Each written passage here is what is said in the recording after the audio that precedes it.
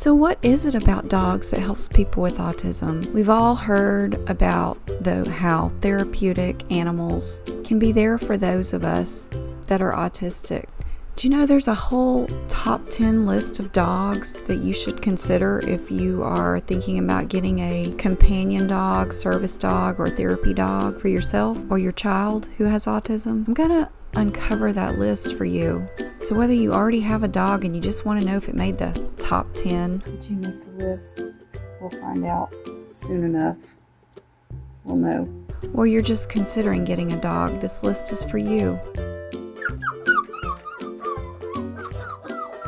So I have 2 dogs at my house, but only one of my dogs made the list. First, let's talk about 2 kinds of dogs that help humans: emotional support and service dogs. So service dogs are trained by professionals to perform certain tasks that the owner of the dog is going to need when they have that pet. Those from autism may benefit from a psychiatric service dog. They can be taught to do things like prevent self-harm in their owner, fetch medications, or alert others when the handler needs help. Emotional support animals are just quite similar to companion dogs in that they don't require any specialized training. The main difference is that your therapist can write a letter to prescribe an emotional support dog for you. And so if you live in an area like apartments where you're not allowed to have dogs, this would allow you to be able to have a dog as a part of a way of being your treatment, the dog being kind of like therapy and treatment for you. So according to the U.S. Service Animals website, dogs can be great for those with ASD. It's not only because dogs provide friendship and love unconditionally, but they can also provide comfort and reduce stress. Because we struggle socially and with communication with others as autistic people, it can be hard to connect with others. And because of this, adults and children with autism may tend to feel lonely or inadequate. Our 4-legged friends, they're very much more adaptable. They can be very observant of our human behavior, and they can adjust very well to it. They observe over time our body language by watching us, and they just know. They know when we're happy or sad. Now let's move on to the top 10 breeds of dogs that you should get if you're needing a companion or service animal for your autistic self or for one of your children with autism. I'm going to start with number 10 and work my way down to number 1. The dog that takes the spot in number 10 is called Samoyed. I'm going to be honest, I had never heard of this breed. It says these breeds are highly intelligent though. They're really friendly, super loving. That makes them a great candidate for a service work dog. Something that makes them great for autism assistance is their size. And being a larger dog, it can especially help those that need support with balance or mobility support. But this breed tends to have a lot of high energy. Breed number 9, I really thought would be way up there on the list. It surprised me. So German Shepherds, another good breed for autism, for people with autism. They're known for their intellect. We know that they use them on the police force and things like that. They're great at learning complex tasks. They also tend to be less distractible than other dog breeds, which mean they'll have more focus when their handler gives them commands. Both of these factors aid in making them ideal service dogs, especially for autism assistance work. They have a long history of being protectors and guarding, and they're very loyal. But ultimately they're very gentle.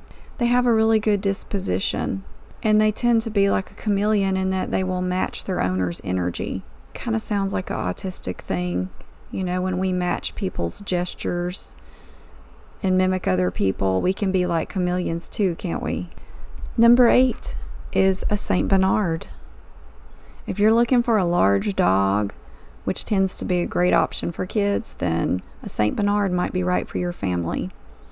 They are known as being gentle giants. They have a very calm demeanor and they have a sturdy body build. They are typically very patient and sweet, but they do have a stubborn side. However, if you have a trainer to train them, that should be no problem at all. Number 7 is the Cavalier King Charles Spaniel. Sounds like royalty, doesn't it? If you were looking for a small dog in general, it might be a good fit. This breed is incredibly affectionate. They enjoy cuddling for the most part. They love people, even strangers are not going to protect your house, probably. They do well with both young children, other dogs. They're easy to train because they're intelligent and they are eager to please. Dog number 6, you're probably not surprised, made the list, is the Golden Retriever. It's another one of the most popular breeds according to the AKC, American Kennel Club. So just like Labradors, they excel in both companion and service roles. They are typically very friendly, playful, good with kids. They are very sweet. They are devoted to their families. They get along well with people and other dogs. If you have sound sensitivities, this dog is still an option for you because they do not bark that much. They have a medium length coat though, however, it's going to take some care and require some brushing. And these dogs are predisposed to issues such as hip issues, arthritis in their old age. We are halfway down the list at dog number 5 that would make a good fit for your family. Is a Beagle. So I grew up with this breed of dog and I can vouch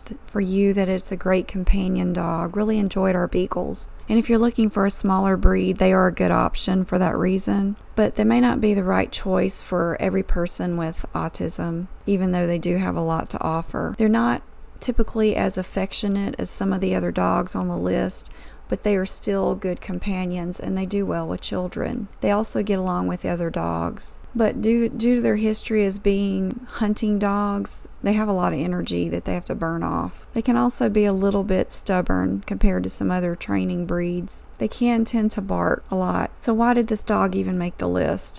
Why is it in the number 5 spot? Whoever made this list should have put it at number 10. But they also add that Beagles are not the best choice for everyone on the autism spectrum, but if you're looking for a dog that's playful, lovable, easygoing, a Beagle might be right for you.